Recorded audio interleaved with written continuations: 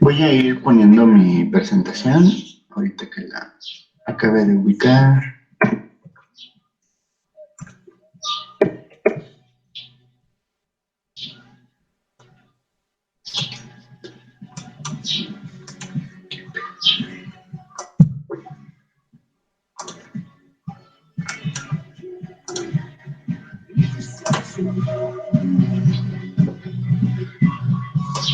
¿Me dicen si ya se puede ver, por favor?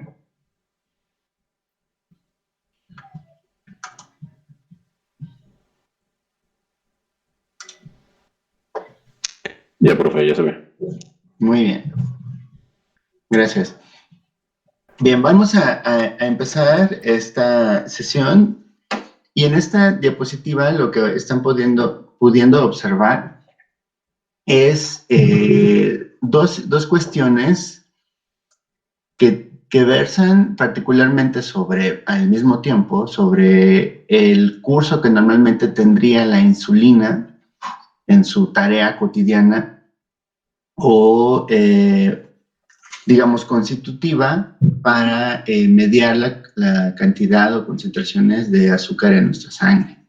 Pero ahí ya vemos particularmente la acción, por eso les decía que era como 2 en 1, de las sulfonilureas. Las sulfonilureas, acuérdense que habíamos anticipado, así en esta breve tablita donde se comentaban los diferentes grupos farmacológicos, más bien eran como 2 o 3 diapositivas. Habíamos dicho que había un apartado de fármacos que se reconocían por su capacidad insulinosecretora. Entonces, dejamos dicho en ese momento que esta denominación lo que estaba indicando era que podían de alguna manera estos fármacos favorecer ese proceso, la secreción de insulina. Repasamos en la sesión pasada justo en la acción de la insulina, cómo primero debía de ser secretada. ¿Se acuerdan que fue una parte de la lectura que se tuvo? Y en específico se decía que había algunos momentos en la célula beta pancreática que eran necesarios que ocurrieran para que pudiera darse la exocitosis o liberación de los gránulos que contienen insulina y de esta manera esta fuera ya depositada sistémicamente. Entonces, yo les decía, la lectura era muy clarita en ir diciendo paso a paso y que íbamos a llegar a una representación. Bueno, aquí es una forma de ver esta cuestión. Entonces, espero que estén viendo ahí la figura y que también tengan presente esto, yo lo acabo de decir, ¿no? Como momentos clave para que se dé esa liberación de la insulina.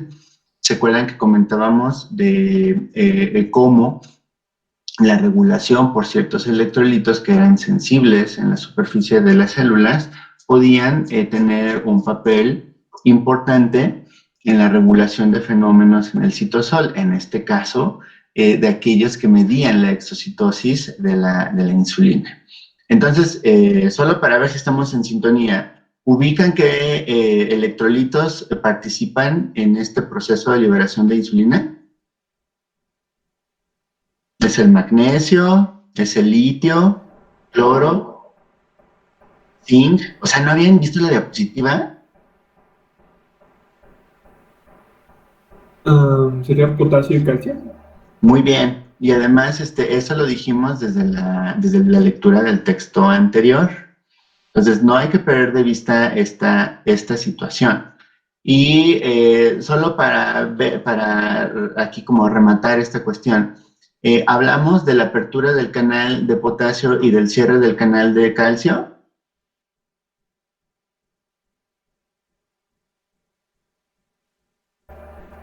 Creo que no. Sí se comentó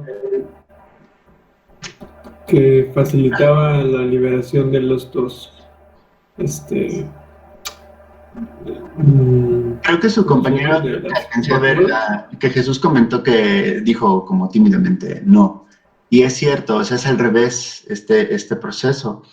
Entonces, para que la membrana se reajuste en la carga, era necesario primero recordar que para que el cierre del canal de potasio debía de haber un excedente, ¿se acuerdan? De ATP. Y que esto iba a ocurrir, decía el texto, que por este ingreso de un extra de concentración de azúcar, ¿no? De ingreso de azúcar a la célula beta pancreática. Yo les decía al principio de la sesión pasada, hay que tener presente que las propias células beta pancreáticas también son sensibles y usuarias a las concentraciones y usuarias de las concentraciones de azúcar.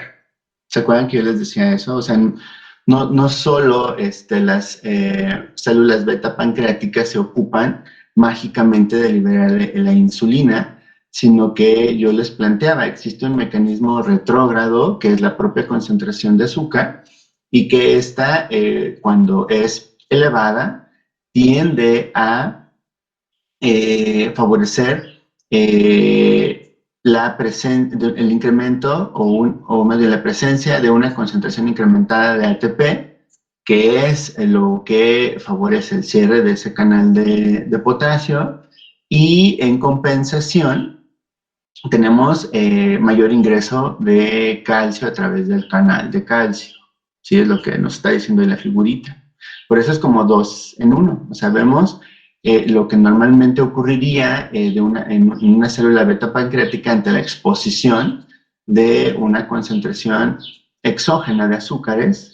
Y para remediar eso, tiene que emprender toda esa secuencia de pasos que leímos la vez pasada y ahora lo vemos en dibujito, para que de esa forma ocurra la liberación de insulina y entonces, como lo decía el texto, empiece a modificarse esa concentración de forma sistémica, ¿sí?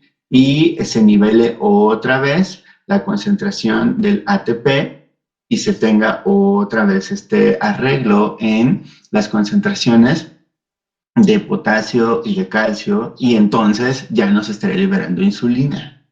Entonces, ahí esto es bien importante. No lo vemos tan extendido como en el eje, ¿se acuerdan de la renina, angiotensina, aldosterona? O sea, que era más a distancia el rol que tenían estas sustancias.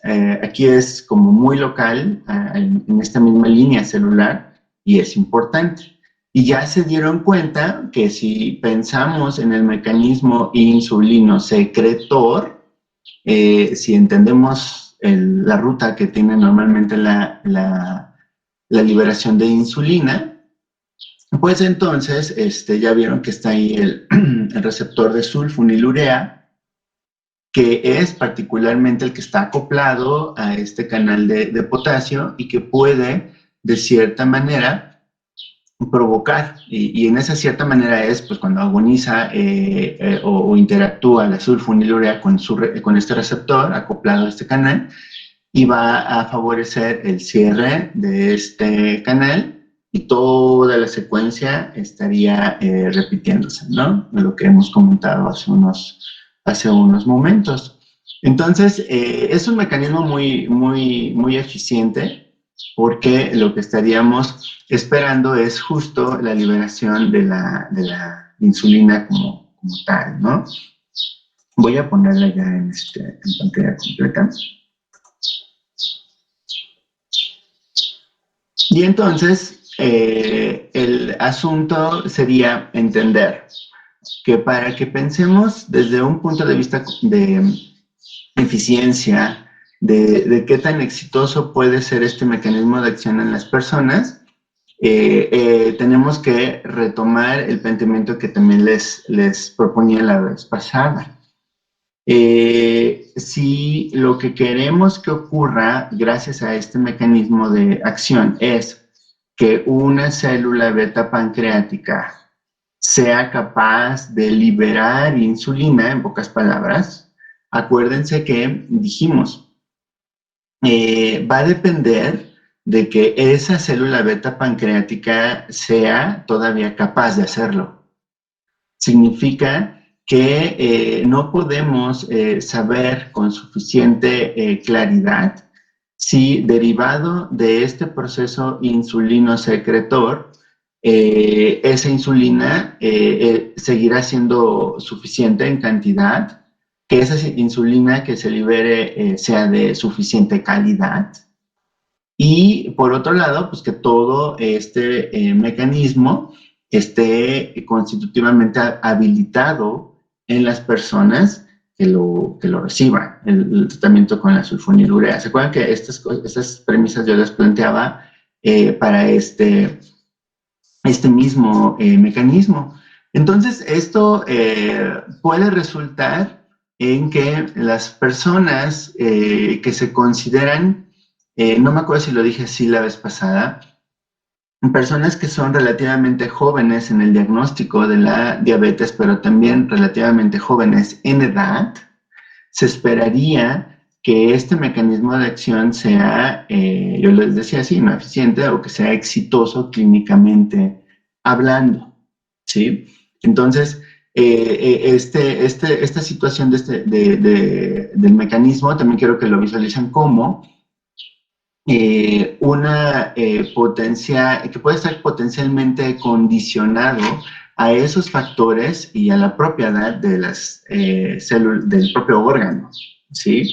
O sea, la propiedad puede condicionar el que las células ya no tengan una capacidad en una persona a lo mejor mayor de 80 años respecto a una que recién se diagnosticó y tiene 50 o 55 años. ¿Ven esta diferencia? Entonces, no lo podemos anticipar, yo lo decía con suficiente claridad, pero sí se puede monitorear la respuesta en un tiempo relativamente corto. Entonces, lo que es importante tener en cuenta es que sí va a haber algunas ventajas para este perfil de pacientes que les comentaba, pero independientemente de la edad, sí es importante, como lo dijimos también la vez pasada, hay que estar monitoreando, como en el caso de las insulinas, cómo se va comportando el tratamiento. ¿Preguntas, comentarios de esto que acabamos bueno, que acabo de comentar?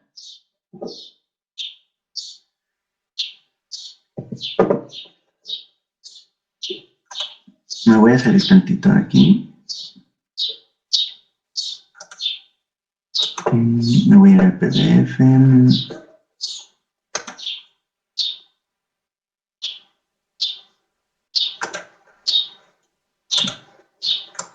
Me dicen cuando se pueda ver el archivo PDF.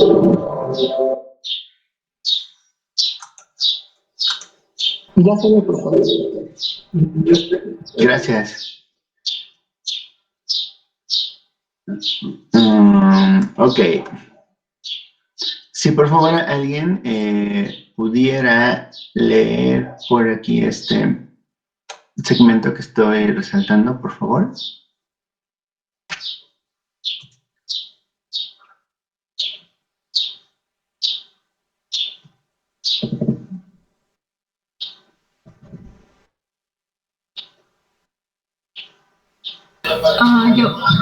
El efecto fundamental es la reducción de los niveles plasmáticos de glucosa. Este descenso en los niveles de glucemia disminuye la glucotoxicidad a la que son sensibles las células beta del páncreas. El descenso de la glucemia se traduce en la consiguiente mejoría de los síntomas agudos propios de la diabetes. El descenso de la glucemia es proporcional a la potencia variable de un fármaco a otro y a la concentración plasmática del producto, pudiendo ocasionar hipoglucemia. Es más problemática la eficacia hipoglucemiante de las sulfonilureas a largo plazo, la cual depende en gran parte del rigor con que se seleccionan los pacientes. Los criterios de selección son los siguientes. A. Edad de comienzo de la diabetes por encima de los 40 años. B. Pacientes sin tendencia a la cetosis. Y C. Pacientes con tendencia a la obesidad o en los que la dieta adecuada no sea suficiente para obtener buenos controles metabólicos. En definitiva, la diabetes ha de ser de carácter moderado y responde adecuadamente a las restricciones dietéticas. Muy bien, gracias. Entonces aquí lo que tenemos que tener presente es que puede existir una ventaja independientemente de la edad, y es lo que se comenta justo en este tercer renglón, ¿no? La glucotoxicidad.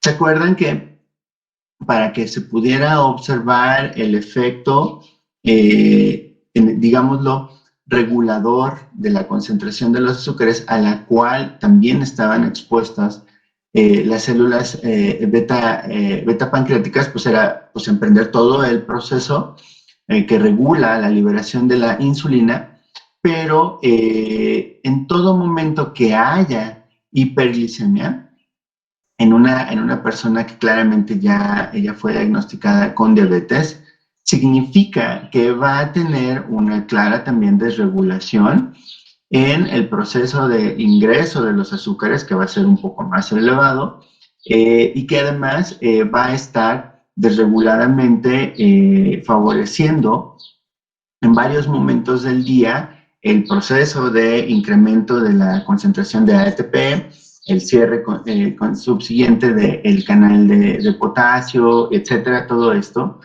Y esto acerca más a que en esta glucotoxicidad, clínicamente, la persona esté transitando más por un lado, a una hiperinsulinemia, y segundo, a un desarrollo más rápido de la resistencia a la insulina. Entonces aquí tenemos que hacer como estos enlaces que habíamos comentado en la sesión antepasada. O sea, dijimos que es muy probable que en el desarrollo de la diabetes, en etapa silente, en este periodo de ventana en donde pues, no hay ni datos clínicos de hiperglicemia, ya puede estar simultáneamente evidenciándose en varios casos la hiperinsulinemia y también a lo mejor la resistencia a la insulina. Así que independientemente de la edad del paciente, esta exposición que iría siendo más limitada a la glucotoxicidad por la propia célula beta pancreática resulta ser una ventaja adecuada. Pero yo creo que ya nos queda más claro que la selección de estos productos de sulfonilurea, que son los que están aquí puestos como la glibenclamida, la tolbutamida, la clopropamida, que de pronto siguen por ahí en los cuadros básicos, sobre todo por su potencia, y la glibenclamida, digamos que es la que más fácilmente en bajas dosis no alcanza la hipoglicemia, pero sí ayuda a revertir más fácilmente los cuadros de hiperglicemia.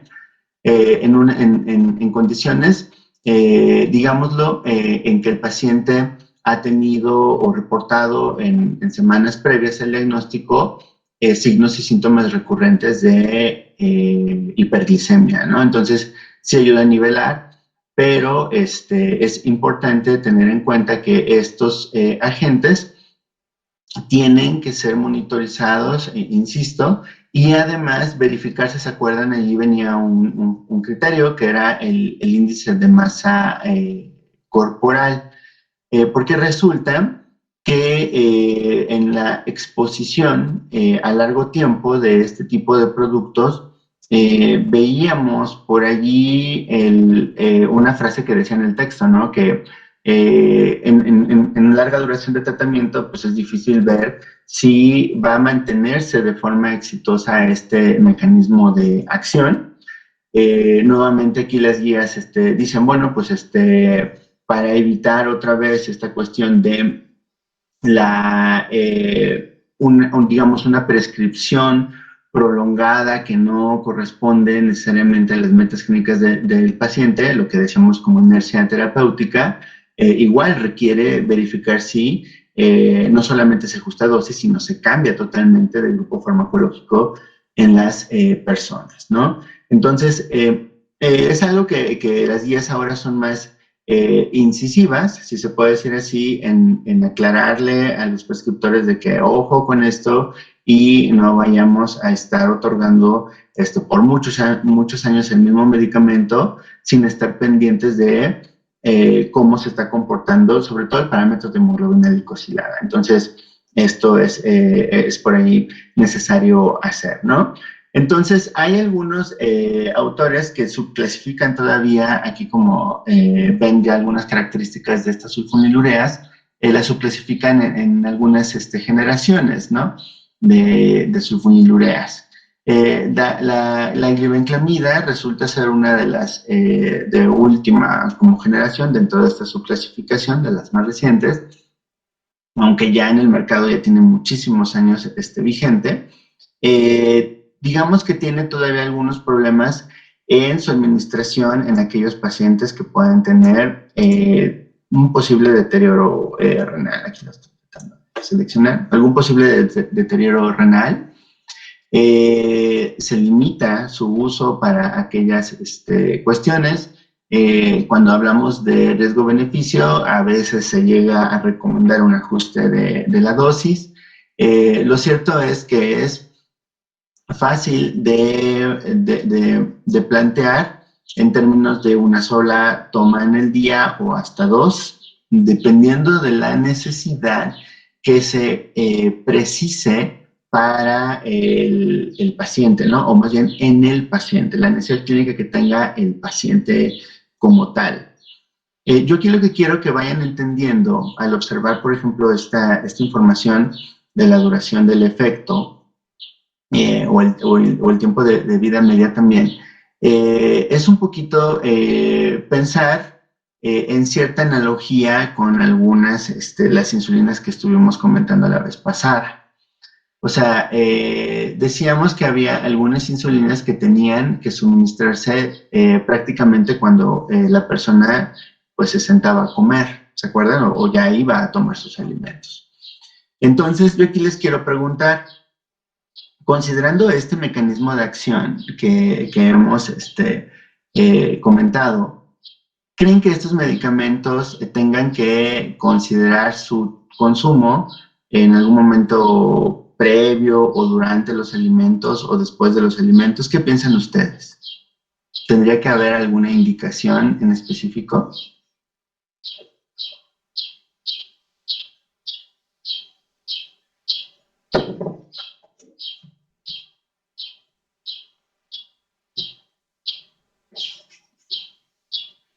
Hola, hola. Sí, profesor, ya estamos aquí. No, estoy pensando, disculpe.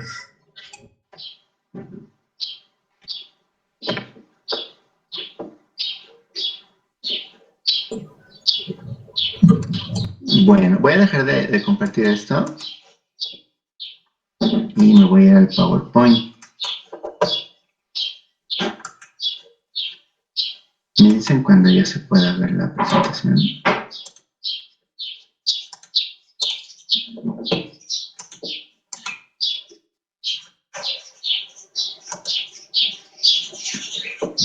Se puede ver.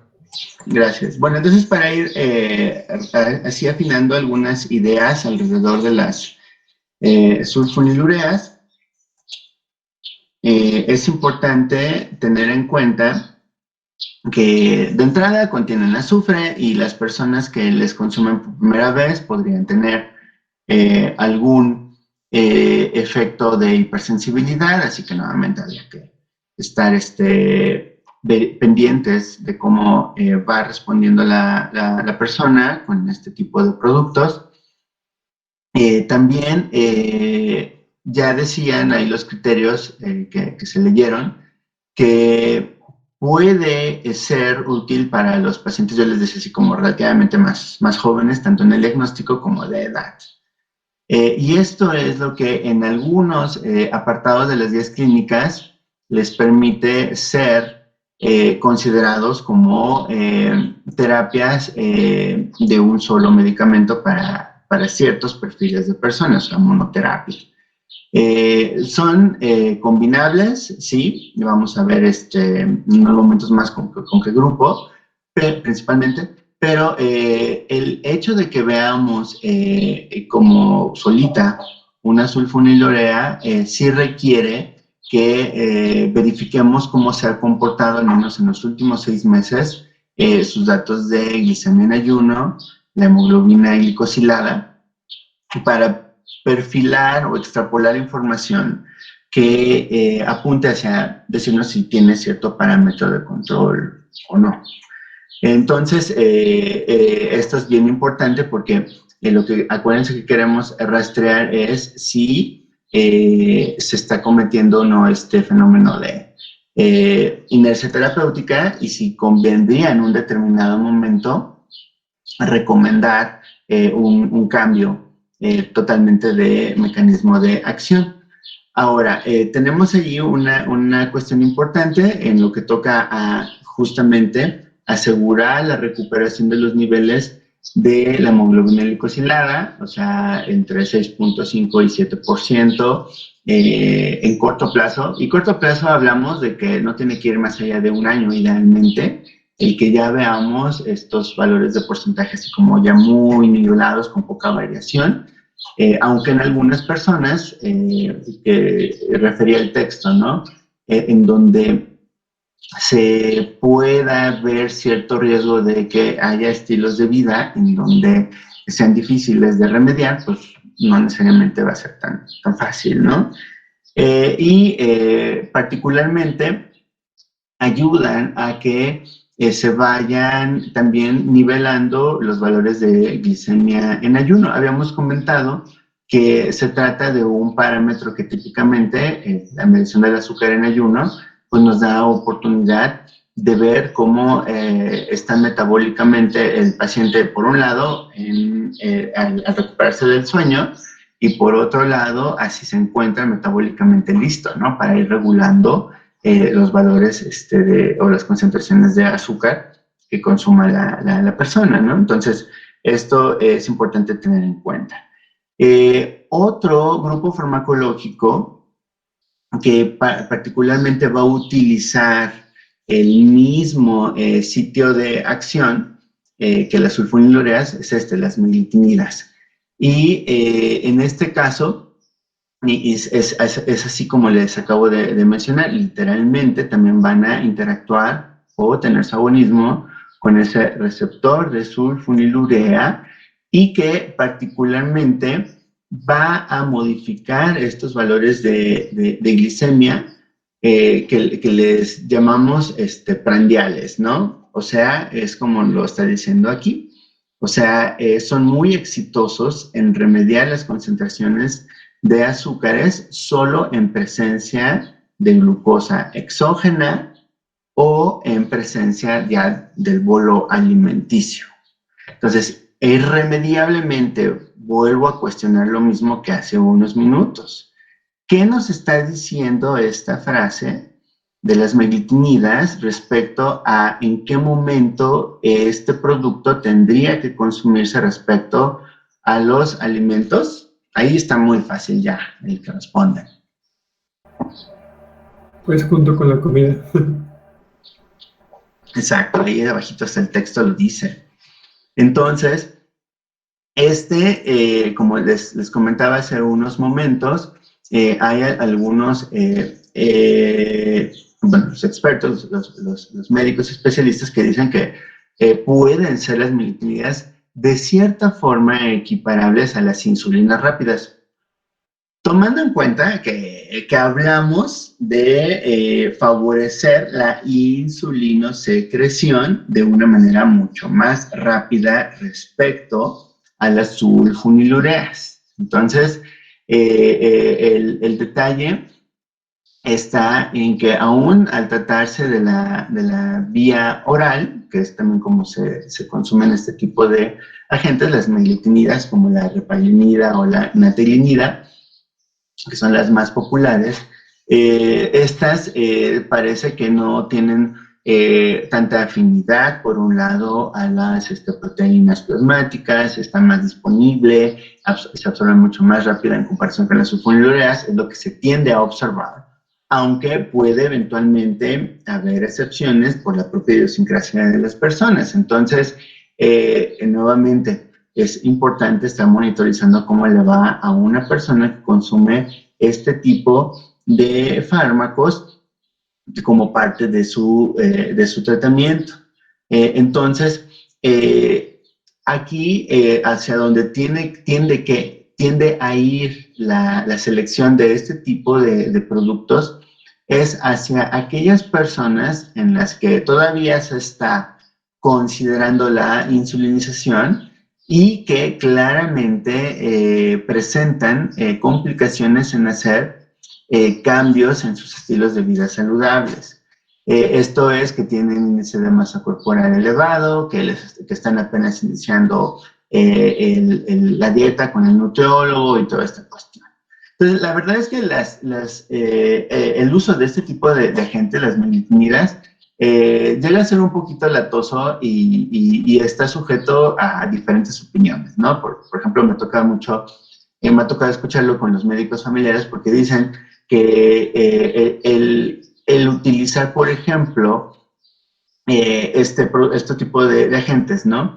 Hasta 3 veces al día, justo cuando el paciente se sienta cercano a uno de sus alimentos en el día, supone ya el que el paciente sabe que pues por el hecho de que, ok, me siento a comer, ya me voy a sentar a comer, me tomo mi medicamento y empiezo a comer, pues ¿para qué limito mi dieta?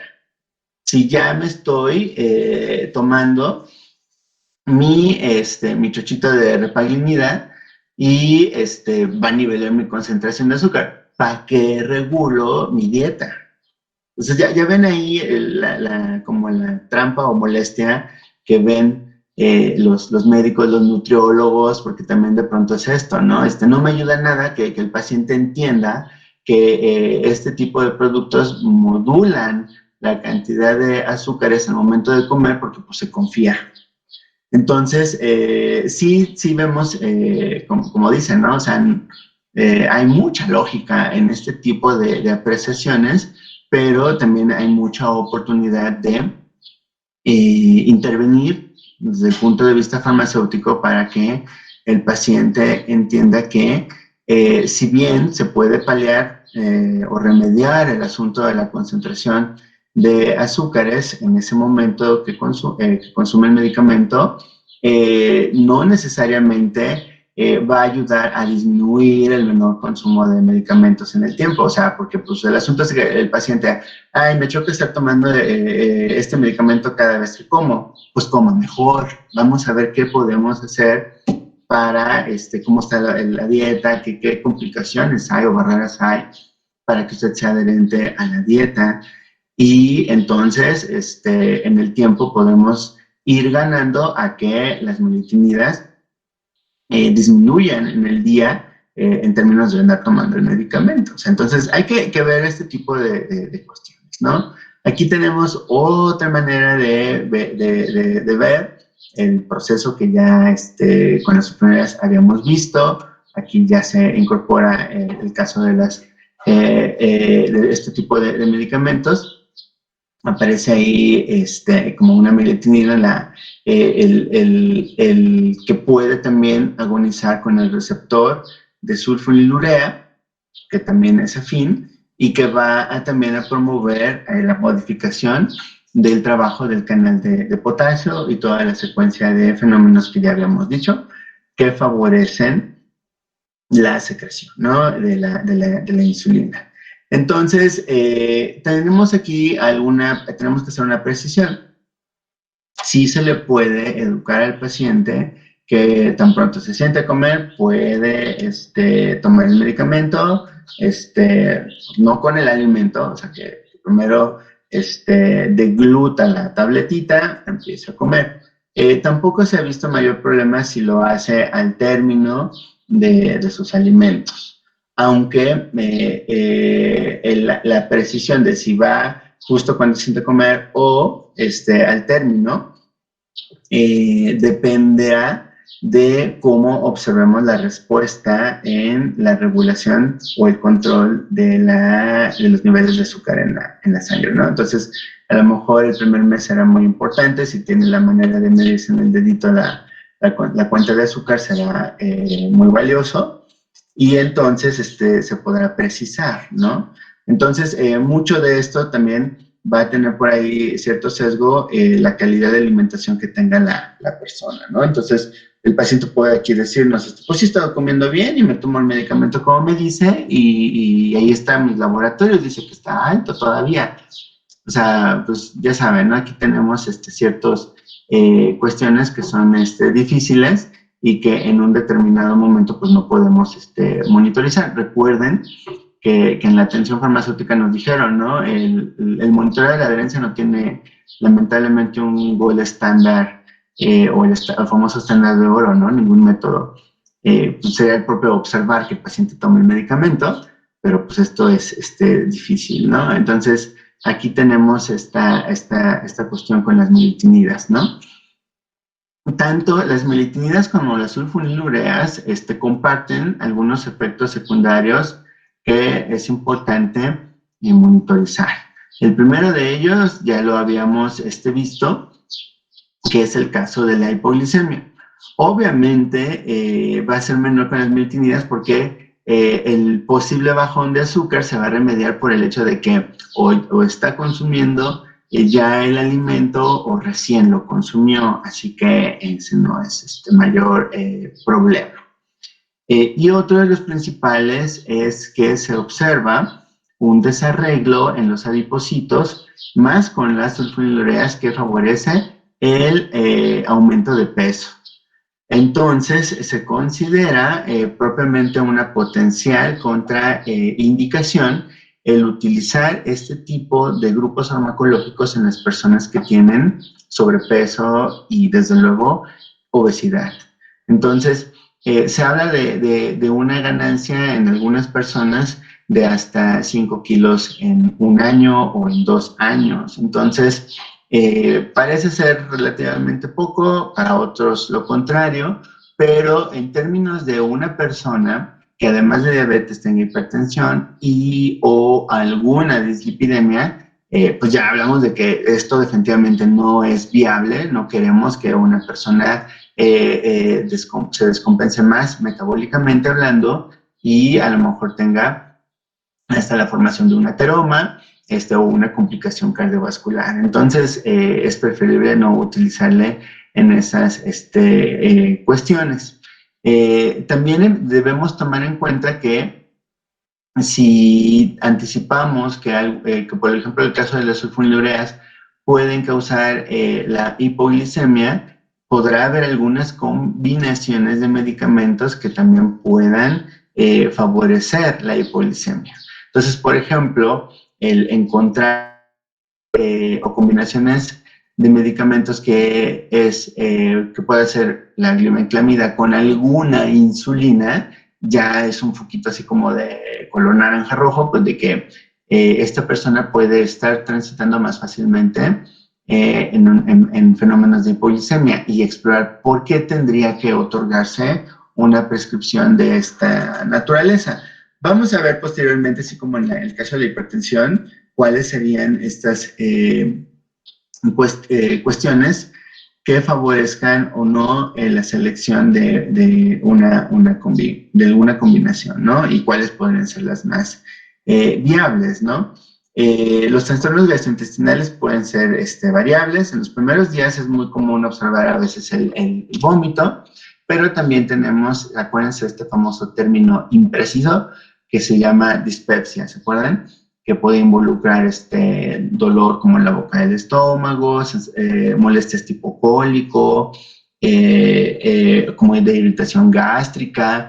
En la mayoría de los casos, esos trastornos gastrointestinales son autorreversibles en las primeras 2 o 3 semanas de estar utilizando estos agentes y después son altamente tolerados, ¿no? En algunas personas hay que monitorizar trastornos hematológicos, sobre todo si se sabe que han tenido experiencias con otros grupos farmacológicos de esta naturaleza, ¿no? Fenómenos hematológicos. La hipersensibilidad por la presencia de azufre es también en algunas personas pues una contraindicación, ¿sí? Entonces, si pensamos en que una persona refiera, es que soy alérgica al trimetoxazol, no hay problema, puede tomar la glibenclamida. ¿Qué tendríamos que hacer si vemos eso en una prescripción? Paramos la prescripción y emitimos una recomendación al prescriptor. Es probable que sí, porque a lo mejor tengan presente ustedes, pues no, es que se trata también de una sulfa, el trimethoprim con sulfametoxazol, y entonces estamos en riesgo de que la persona experimente otra vez este fenómeno de hipersensibilidad, ¿no? Entonces, ahí es nuevamente importante verificar en todo momento hacia qué tipo de productos farmacológicos una persona ha sido previamente alérgica, ¿no? O ha experimentado efectos secundarios de hipersensibilidad. Entonces, eso es lo que toca a estos agentes insulinosecretores. Entonces, ahora tendríamos como que empezar a revisar aquellos que habíamos dicho que se consideran insulinosensibilizadores. Estos que decía por ahí el texto, que en algunos casos se consideran fármacos que pueden ayudar a remediar la resistencia a la insulina, lo cual, si lo logran, podría tener muchas ventajas clínicas en las personas. Se sabe que en este grupo de las biguadinas, representado hoy en día solo por la metformina, se le otorgan varios mecanismos que pueden estar relacionados a las ventajas clínicas que las personas que lo consumen, si es que superan y toleran sus efectos secundarios en el tiempo. Entonces, hay que entender que la metformina tendría éxito principalmente en la mejora de la resistencia a la insulina cuando la persona está en posibilidad de emprender un régimen mejorado de actividad física.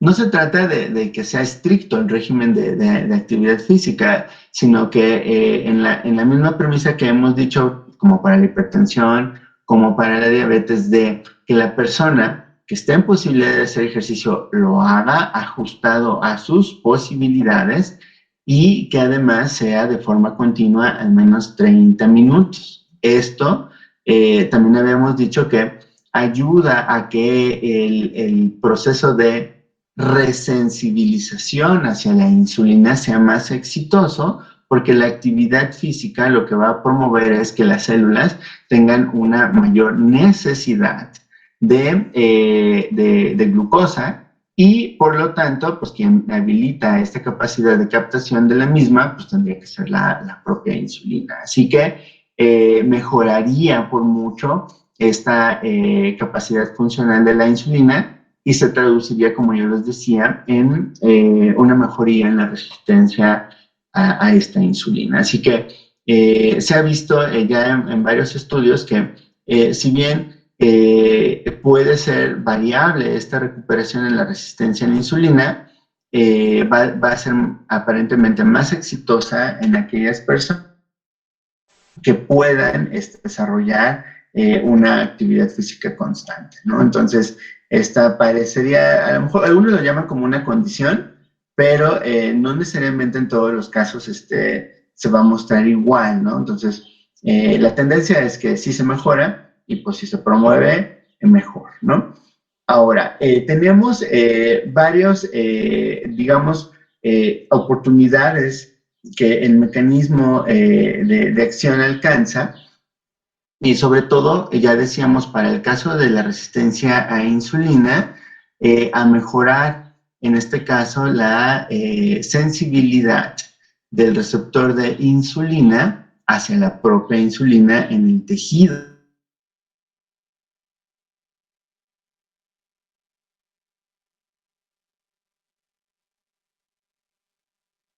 reduzcan los niveles de glucosa plasmática, ¿no? En el tiempo. E insisto, nuevamente más en aquellas personas que puedan tener incorporada ya una actividad física pues de forma constante y de calidad.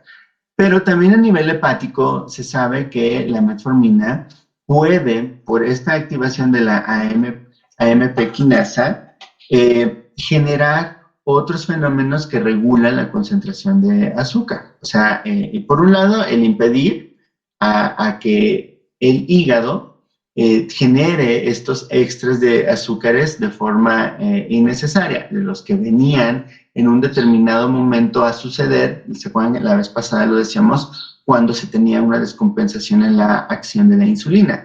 Bueno, aquí la metformina lo que ayuda es a regular o a limitar este proceso de la gluconeogénesis, pero también desde el punto de vista de cómo la insulina a nivel hepático puede ir perdiendo esta capacidad de que también regule los procesos de almacenamiento de azúcares en forma de glucógeno y todo esto que se van limitando. ¿Se acuerdan que lo vimos en una tablita? En la resistencia, pues estos fenómenos que habíamos dicho que eran ventaja, pues se van a ver limitados. La metformina reactiva otra vez esta funcionalidad de la insulina a nivel hepático y entonces vemos una mejoría en la concentración de glucosa plasmática también. De forma extra, también se ve que puede mejorar la síntesis extra que puede haber de algunos lípidos, en este caso de los lipoproteínas de muy baja densidad. Esto en algunas personas ocurre más que en otras, y también en promover el proceso de oxidación de ácidos grasos libres más fácilmente. Esto se ha visto que está relacionado con la promoción inclusive de nuevos complejos enzimáticos que se ocupen de hacer este proceso de oxidación, y esta oxidación habilita más fácilmente a que un ácido graso libre pueda ser metabolizado y excretado más fácilmente. Entonces, en algunas personas se observa que la metformina puede provocar descenso del peso. Entonces, es uno de los usos que les llamamos, ¿no? Fuera de etiqueta o el off-label, que se refieren por FDA, ¿no? El que se utilizan como productos que sirvan para bajar el peso.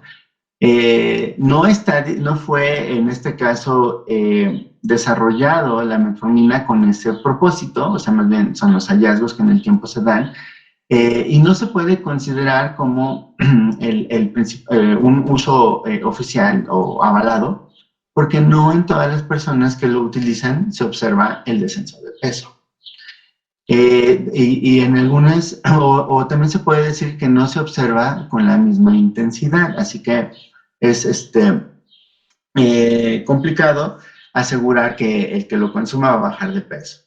¿Qué significa este descenso de peso? O sea, ¿o por qué le estoy diciendo? Porque, o sea, hay pacientes que a lo mejor bajan 2 kilos, 3 kilos en 2 o 3 años, pero hay personas que bajan 5 kilos en ese mismo periodo de tiempo. Entonces, o sea, no es así como tan marcado en varios casos, y por lo tanto, digamos que sí se considera una alternativa la metformina para aquellos pacientes que más bien sí tengan manifestada valor de índice de masa corporal elevado, ¿no? De sobrepeso u obesidad. O sea, parecería ser una alternativa que funcione pues, como más segura, ¿no? Para el caso de la metformina. Me voy a salir tantito de aquí. Y me voy a regresar aquí al PDF.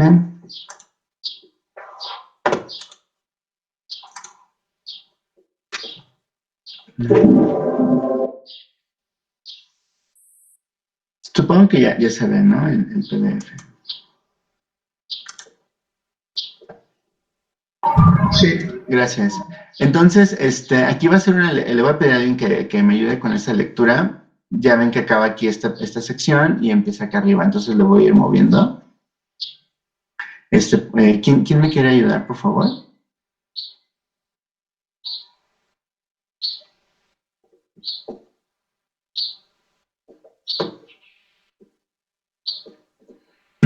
Bueno, entonces, aquí la cuestión es que se comenta en este apartado, bueno, que particularmente el énfasis que también tiene el uso de las glibudinas es también por promover la eficiencia que tienen los transportadores del GLUT4, que es lo que también justifica este descenso en la resistencia a la insulina y que, nuevamente, ¿no? Va a depender de la persona en la que se dé este efecto, ¿no? Este fenómeno.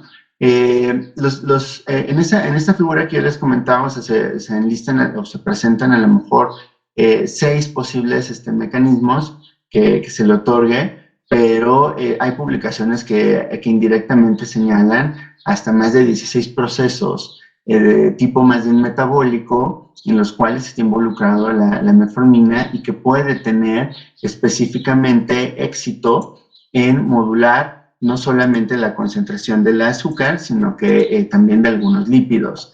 Entonces, esa es otra arista, porque resulta que para algunas personas que en un determinado momento se sabe que tienen ya cierto compromiso metabólico, en donde decíamos, yo decía hace un momento, ¿no?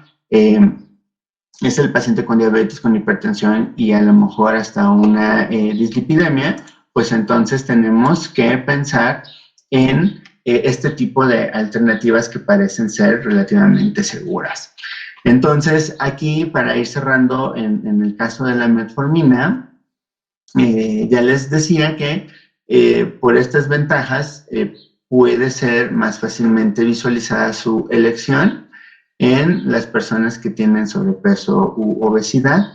Entonces, aquí sí la promesa, reitero, de que va a bajar de peso o que va a bajar mucho de peso. O sea, esto no es una garantía con la que podemos negociar con el paciente, ¿no? O sea, estos discursos que luego toca escuchar de que es más, este medicamento le va a convenir porque va a bajar de peso. No en todas las personas sucede. Entonces aquí esto parece así como una promesa que quién sabe si funcione, porque como les decía, ¿no? En la idiosincrasia de la persona, esto no necesariamente va a observarse, ¿no?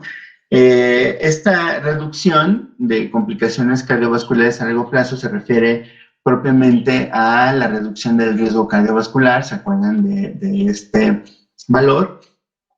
Y está dado por la modificación en el metabolismo de algunos lípidos, particularmente veíamos el VLDL, ¿no? En específico.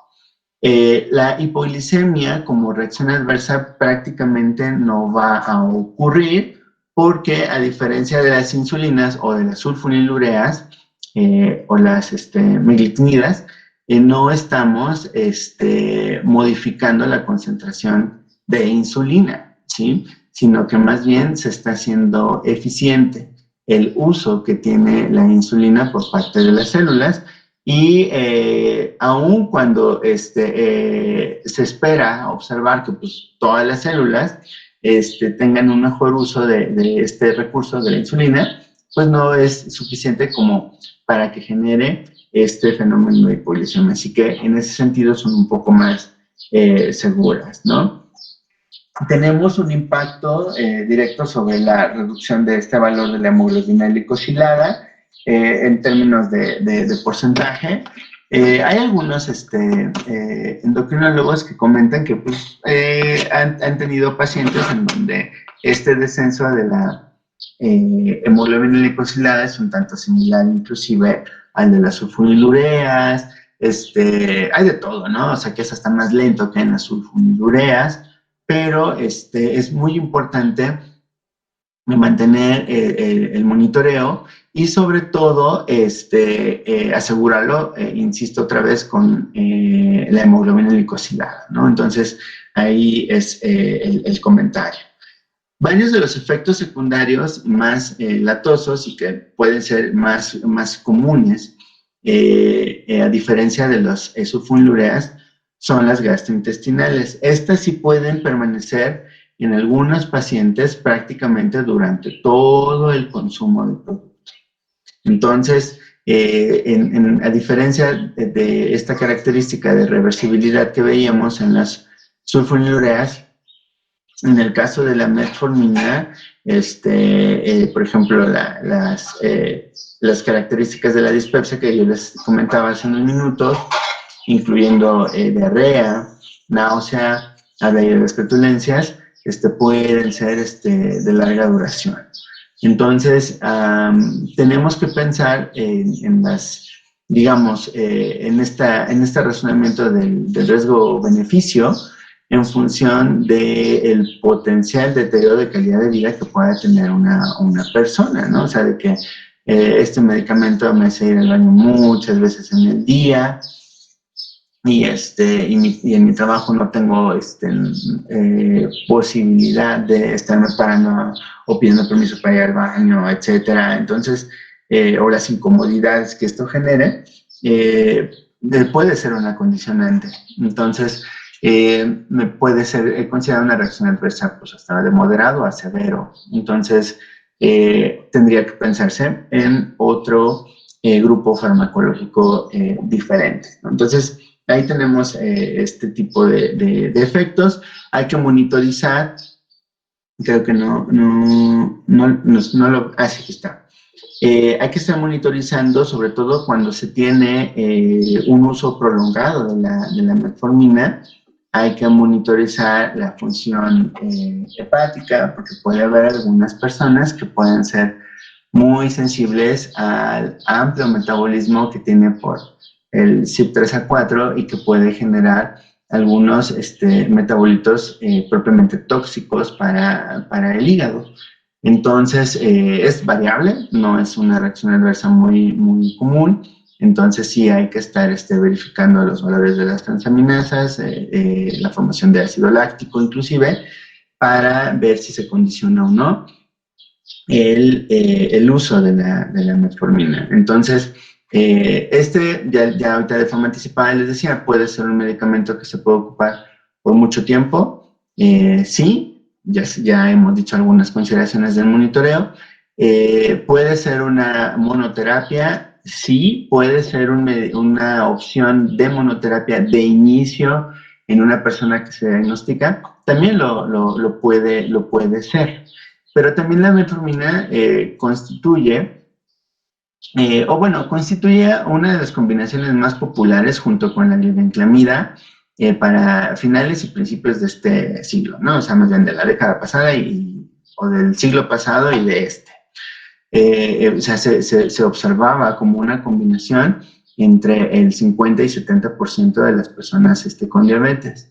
Pero empezaron a llegar nuevas recomendaciones, entre ellas el incorporar el siguiente grupo que vamos a ver y también el de fomentar el uso de las insulinas, y entonces se ha observado ahora en menor proporción esta combinación de metformina con la sulfonilurea, la glibenclamida. Entonces, las guías clínicas todavía le refieren, pero bajo ciertas condiciones que debería de cumplir el paciente, ¿no? Entonces, aquí son algunas consideraciones. Se comenta aquí de forma, lo voy a decir así, ¿no? Curiosa, ¿no? Como un medicamento de elección en aquellas personas con insulinoresistencia. Pero se acuerdan aquí que yo les decía al principio del tema, ¿no? Saber puntualmente que si está presente la insulinoresistencia en una persona y en qué severidad es un poquito difícil. Aquí la apuesta, acuérdense, era al potencial tiempo de evolución silente de la enfermedad y que potencialmente pudiera estar a su vez asociado a la presencia de daños micro o macrovasculares. ¿Se acuerdan que era la forma indirecta de poderlo saber? Entonces, pacientes que ya tienen algún deterioro a manera de neuropatía pueden ser candidatos, en este caso con la metformina, o que incluso ya tengan algún deterioro de la capacidad visual. También habla de ya una posible presencia más extendida de esta insulinoresistencia que meriten el uso de este agente, ¿no? Entonces, ahí sería la consideración. ¿Alguna pregunta o comentario hasta aquí? Yo tengo una, profe. Entonces, por ejemplo, en el caso de la hemoglobina glucosilada, si lo que se espera es que ocurra una reducción del 1.5 al 2%, eso quiere decir que en los primeros 3 meses de que se inicia el tratamiento ya puede haber una reducción, siendo que los valores que tuvo el paciente eran de 8%, por ejemplo. Sí, podría observarse, pero yo creo que es como cuando vemos en las ofertas en las tiendas departamentales, ¿no? Descuento de hasta, así con que lo ponen así como hasta con letra chiquitita. O sea, de forma trimestral, a lo mejor puede ser 0.5% o 0.5%. En algunas personas, al cabo de su primer año, sí puede ser claramente ya un descenso porcentual acumulado de 1.5%. ¿Sí? Que eso sería una súper apreciación muy deseable. Pero si me explico aquí, o sea, no quiere decir que este valor de 1.5 o de 2% se aprecie desde el primer trimestre. Es posible, pero no es muy clínicamente observable que se observe así de pronto. Habrá algunas que sí, pocas, pero lo que se observa en la mayoría es un descenso gradual mucho más pequeñito. O sea, va a llevar su tiempo, ¿me explico? Entonces lo más común es que después de un año de tratamiento ya descienden los niveles, ¿no? Sí, porque cuando tenemos esa información es cuando podemos ya hacer así como el alucine, ¿no? Perdón que lo diga así como que bien, ya por fin voy a aplicar mi estadística y empiezo a graficar y ya aquí tengo mis registros de mi paciente, tengo 4 de 1 año y medio, 4 mediciones en un periodo de año y medio, excelente, y ya puedo yo verificar claramente una pendiente a la baja, ¿sí? Entonces, si eso lo logra identificar, perfecto. Quiere decir que el paciente está haciendo lo correcto, está siendo adherente al tratamiento, está siendo adherente a la actividad física, que está alineado astrológicamente, como luego le digo, varias cosas, ¿no? Entonces, sí lo podemos ver, pero aquí ya digo, tenemos que pensar en que pues sí, hablas de un periodo de 1 año y medio con 4 mediciones, pero ¿cómo recibes a los pacientes cuando pasa fin de año? Sí, o sea, cuando el paciente tiene que tomar decisiones difíciles respecto a qué voy a comer, cenar en las fiestas de fin de año, y es común que entre enero y febrero tengamos ahí todo una pérdida en estas ganancias de descensos. Suena raro, en los pacientes, ¿no? Entonces, a veces ponerle el reset es, pues tener paciencia, ¿no? Con las personas. Pero sí, o sea, es necesario tener varias mediciones presentes para poder decir si ya se está verificando el descenso. ¿De acuerdo? Sí, profe. ¿Alguna otra pregunta o comentario? Ok, entonces, les decía que después se fueron incorporando ya en los cuadros básicos el uso de este tipo de agentes, las tiazolidinedionas, que tenían también cierta característica insulinosensibilizante, pero también había en este desarrollo esta posibilidad de verificar también su uso como agentes antirresistencia a la insulina. O sea, había como varias cuestiones que se planteaban, ¿no? Al final creo que han resultado ser exitosos para ambas cuestiones. O sea, son insulinosensibilizadores, sí, tienen ese perfil y también tienen bondades sobre la resistencia a la insulina, a veces sobre el metabolismo de algunas grasas, pero el detalle es que en este último, en el caso de las grasas, va a depender mucho de la naturaleza genética de la persona. Entonces, o de su idiosincrasia. Entonces, vamos a ir viendo, ¿por qué? Porque para empezar estamos hablando de un mecanismo que apunta totalmente hacia un receptor que puede particularmente modificar la síntesis de grasas, de azúcares, de receptores, de transportadores, etcétera, que van a mediar directa o indirectamente la concentración de azúcares y de grasas.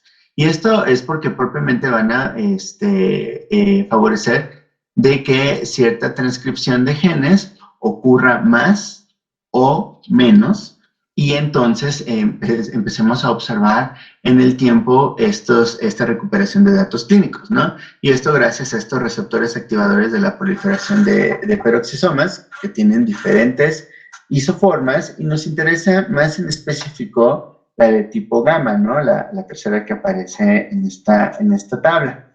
Porque particularmente es aquí donde podemos observar estos fenómenos que se pueden modificar y entonces estar, como yo les decía, directamente o indirectamente relacionados en la modificación de las concentraciones de azúcares, ¿no?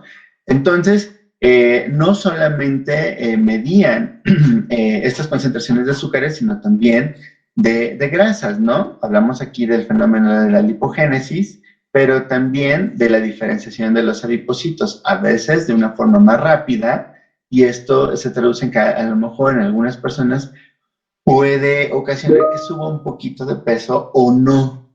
Entonces, es variable, pero tampoco es muy elevado este incremento en el peso, así que habría que tener esa consideración presente. Así que estos PEPAR, como se les llaman, ¿no? A estos receptores activadores de proliferación, son susceptibles de la acción de las tiazolidinedionas, que también son denominadas glitazonas, o sea, tienen como un nombre más complicado o un poquito más sencillo, el que ustedes quieran aquí favorecer. Son esta interacción las que favorecen, yo les decía, ¿no? El que haya síntesis de ciertos componentes o recursos intracelulares que van a mediar estas concentraciones de azúcares y de grasas. Entonces, el detalle aquí es que, a diferencia de los otros grupos farmacológicos que veíamos, tenemos que tener presente lo siguiente. Van a mantener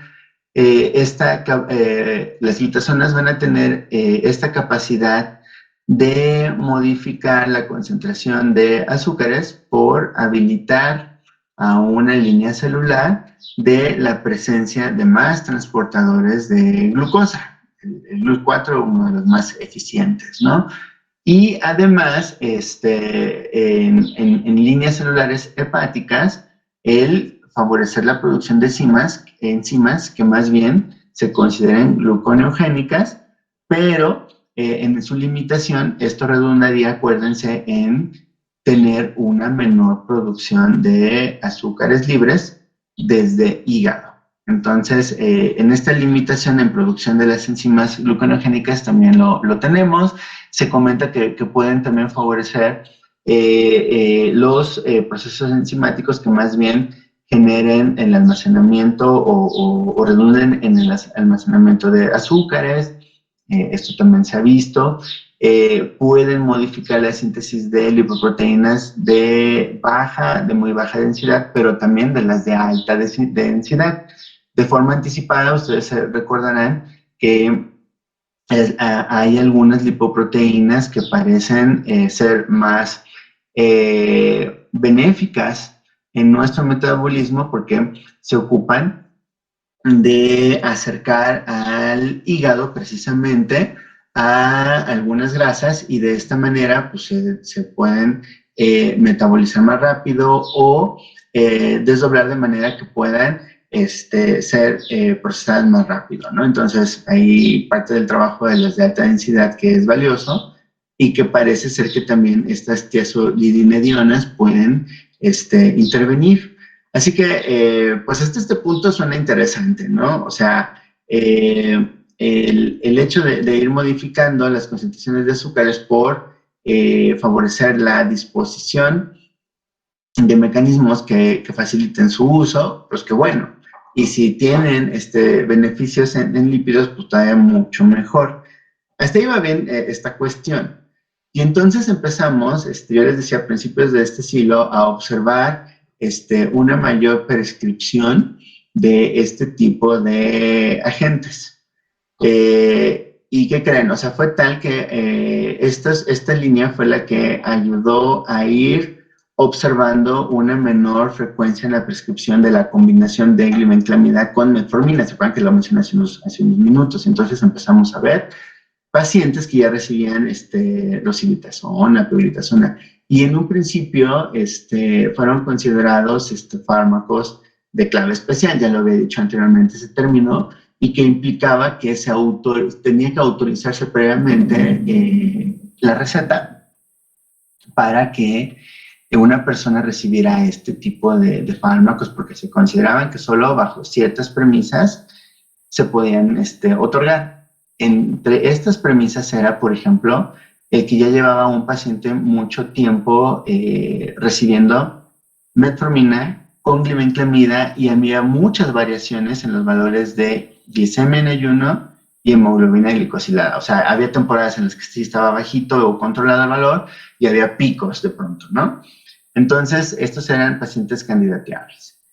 Entonces, lo que se empezó a observar, y en esta figura es este otro como resumen o enfoque de los beneficios directos e indirectos que yo les decía, nos empezaron a observar.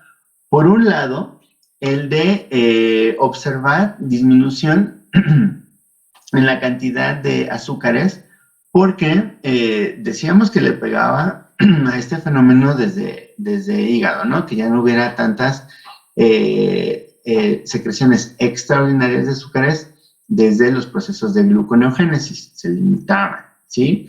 Y que se favorecía una mejor utilización de la insulina, porque si bien no iba a tener un efecto insulinosecretor, lo que sí iba a hacer es que ciertos tejidos a nivel, por ejemplo, gastrointestinal, algunas hormonas que les llaman hormonas de saciamiento se iban a liberar más fácilmente y a provocar la liberación de la insulina. Entonces era como indirecta.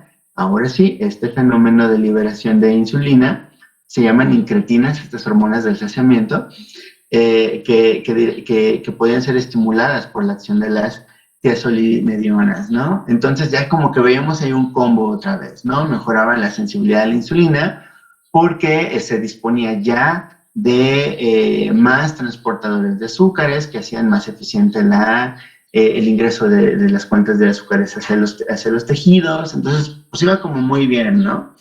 Entonces, de forma directa, en esta representación, como estamos viendo, pues es el favorecer el ingreso de azúcares y por lo tanto ir modificando de forma positiva, es decir, reducir niveles de azúcares en la sangre, ¿no? Pero también veíamos estos otros fenómenos que le llaman aquí de forma indirecta, ¿no? O sea, modificar el factor de necrosis tumoral, la resistina, que estos ayudaban o podían estar relacionados a modificar la capacidad que tienen el tejido muscular de adherir grasas así, al propio tejido muscular, ¿no? Por ejemplo, esta deshidrogenasa que vemos aquí puede también modificarse de forma positiva para que no haya este proceso, y entonces veíamos como todo un combo. Pero el que empezó a llamar la atención fue este que ya vieron aquí. Habíamos adelantado el de que en algunas personas se podía incrementar el tejido adiposo, porque se podía, en este caso también, desregular cierta capacidad de algunos genes que hacían que más fácilmente los adipocitos aumentaran en cantidad, pero también en su capacidad de almacenar triglicéridos. Entonces eso ya no empezó a gustar, ¿sí? Y entonces las guías empezaron a decir, hay que empezar a monitorizar no solamente glicemia en ayuno o hemoglobina glicosilada, sino que también hay que empezar a mirar cómo se comportan los lípidos en las personas que le consumen. Y entonces lo que se empezó a reportar, vemos aquí en esta comparativa de la peglitazona y de la rosiglitazona, algunos datos relacionados precisamente a triglicéridos y algunas lipoproteínas. O sea, aquí sí dice claramente este término de hasta, o sea, el margen de incremento puede ser variable entre las personas, pero, por ejemplo, si pensamos en las bondades que tiene el HDL en una persona, pues está muy padre que hasta en un 18.5% se incremente, ¿sí? Porque esto claramente en una persona con índice de masa corporal elevado y riesgo cardiovascular previamente calculado como elevado por arriba de 7.5%, pues va a ser buenísimo. O sea, se reduce en este caso el riesgo de infarto a 10 años. Pero el problema es que si simultáneamente, gracias a la rosiglitazona, puede incrementar hasta 12% estos valores de LDL, pues no vale la pena. O sea, si una persona con claros datos de que ya sobrevivió a un infarto, pero tuvo como secuela a lo mejor una arritmia, hipertensión controlada pero con una triterapia, está empezando a cursar la diabetes, no va a convenir arriesgarnos con este riesgo que puede suponer el uso de una glitazona. Entonces, las guías clínicas son de pronto más privilegiantes de limitar el riesgo cardiovascular en una persona por el hecho de incorporar un tratamiento farmacológico que desregule otra cosa. O sea, de ahí que ya veíamos, ¿no? Que algunas guías, por ejemplo, limitan ante esta presencia de descompensación cardiovascular, pues el uso, ¿se acuerdan? Inespecífico del propanolol. Entonces, aquí es muy importante monitorizar. No sé si tengan ustedes presente, pero se acuerdan que en términos de los lípidos, su, digámoslo así, ¿no? Su control, en términos de que se alcancen a nivelar otra vez, pueden ser estos tiempos muy variables entre las personas. Lo que sabemos es que en el caso de los triglicéridos, sí se puede esperar observar ya un descenso sostenido en un periodo de 3 a 6 meses, ¿no? En un año ya podemos observar pacientes que claramente bajaron de 1.500 miligramos por decilitro a valores de 200 o incluso menores a los 150 miligramos por decilitro por el uso de de agentes hipolipemiantes, que son los que vienen después, y dieta, ¿no? O sea, sí existe la oportunidad de modificar más fácilmente estos valores. No es así el caso de las lipoproteínas. ¿Se acuerdan que estas son más lentas de reconvertir el proceso de su síntesis? Desde los adipocitos principalmente, desde el tejido hepático, y entonces puede pasar un año, año y medio, y apenas estamos observando un descenso de valores de 500 o 400 miligramos por decilitro de LDL, que es una locura, y empezar a ver que llegan a 250 después de cierto tiempo. Entonces, esta alta exposición a lipoproteínas de estas características en personas que ya tienen evidencia de riesgo cardiovascular, pues hace que entendamos que este tipo de agentes, pues entonces no conviene ser utilizados, ¿no? O sea, espero que vayan viendo aquí esta cuestión, ¿no? De que puede ser interesante hacer, lo voy a decir así, ¿no? Un poco con estos términos, ¿no? La apuesta, porque pues, o sea, sin pioglitazona vemos que los triglicéridos bajan, pero con la rosiglitazona pueden incluso subir. Si yo les preguntara qué elegirían ustedes, todavía tendrían sus dudas, ¿sí? O sea, tendrían todavía que decir, a ver, entonces, se trata de agentes que primero también tendría que considerar cómo están desde el punto de vista de su función hepática, para que no vayamos a tener aquí un choque, ¿no? Con este recurso farmacológico. ¿Cómo se encuentra su índice de masa corporal? Y luego vean la ganancia en términos de la reducción de hemoglobina glicosilada. Van a decir, uy, pues están un poquito lejos del hasta 2.5% que prometía, ¿no? La metformina.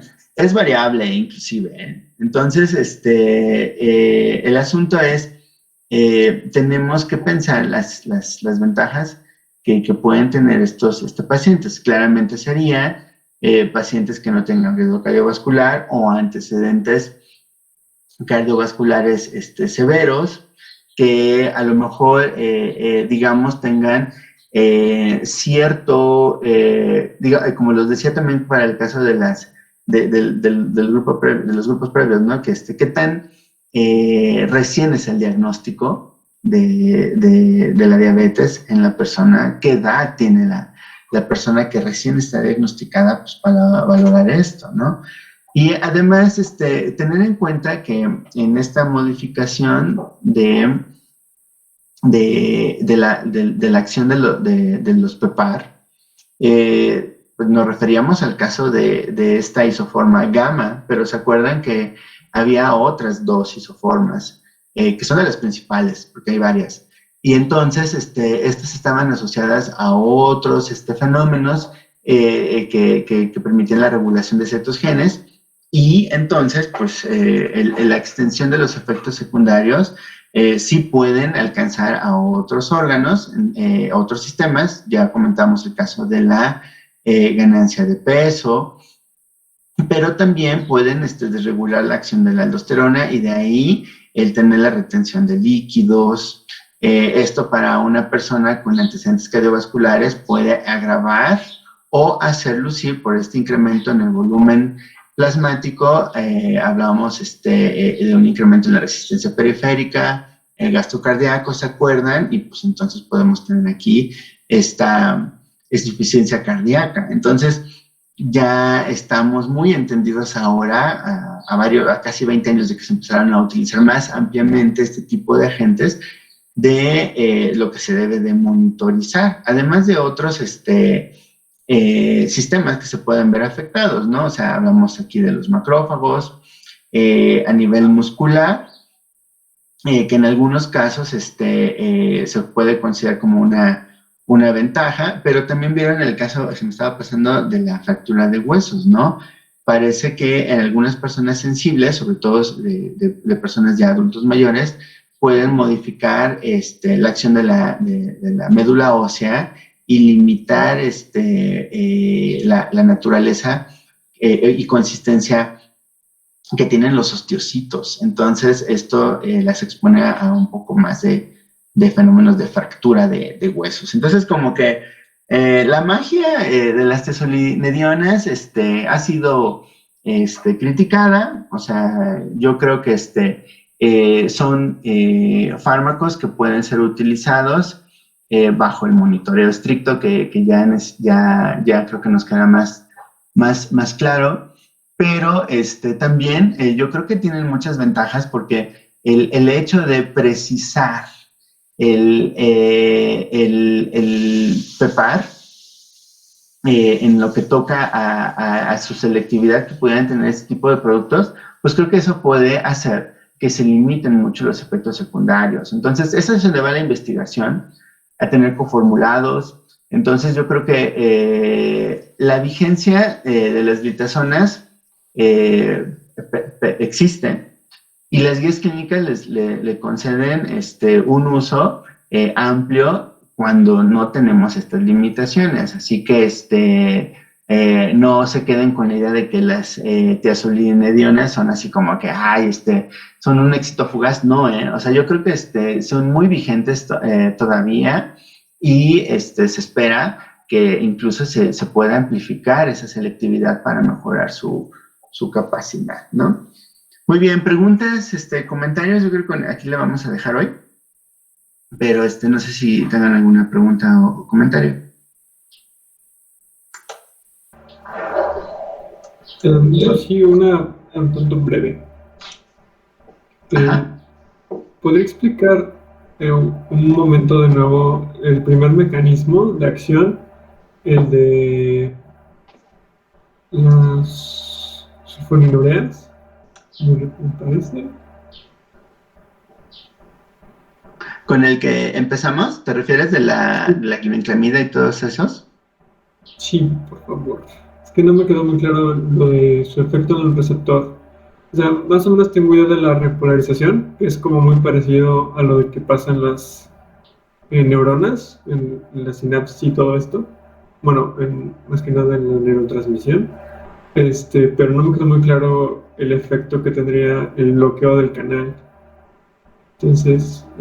es que aquí, más que, para empezar ahí, yo diría que más que bloqueo del canal, que es lo que vemos con el caso del de calcio, que es promover el cierre, aquí lo que tenemos que entender es que se trata de que el receptor de sulfonilurea se encuentra acoplado a este canal de potasio, y que normalmente la acción de este canal de potasio es mantenerse generalmente abierto para mantener una concentración de este electrolito hacia el interior de la célula beta pancreática. Es ATP dependiente y sensible a su concentración, en consecuencia de las concentraciones de azúcar que pueda haber al interior de la célula beta pancreática. Cuando las concentraciones de azúcar al interior de la célula beta pancreática se incrementan por consecuencia, debido al producto como un producto que se obtiene del procesamiento de estos azúcares, es el ATP. Se incrementa al interior de la célula beta, y esto favorece a que ese canal de potasio sensible a ATP se cierre. Entonces, la sulfonilurea no requiere de provocar un incremento en ATP, sino de que ese receptor, precisamente por agonizar o interactuar con la sulfonilurea como la glibenclamida, es suficiente para provocar el cierre del canal de potasio.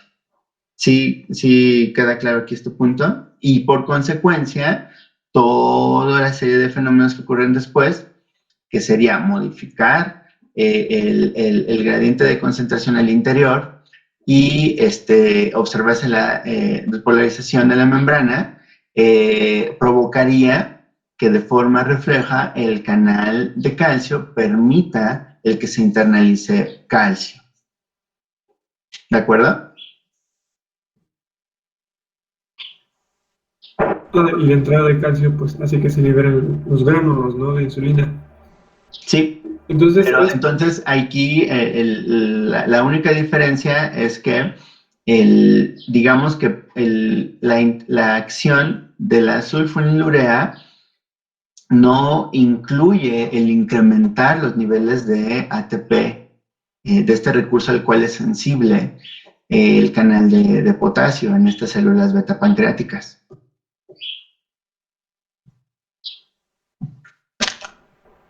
perfecto. Es eso. Muy bien. Bueno, pues entonces nos vemos la próxima semana. Que estén bien. Hasta luego. Gracias, doctor. Muchas gracias. Nos vemos.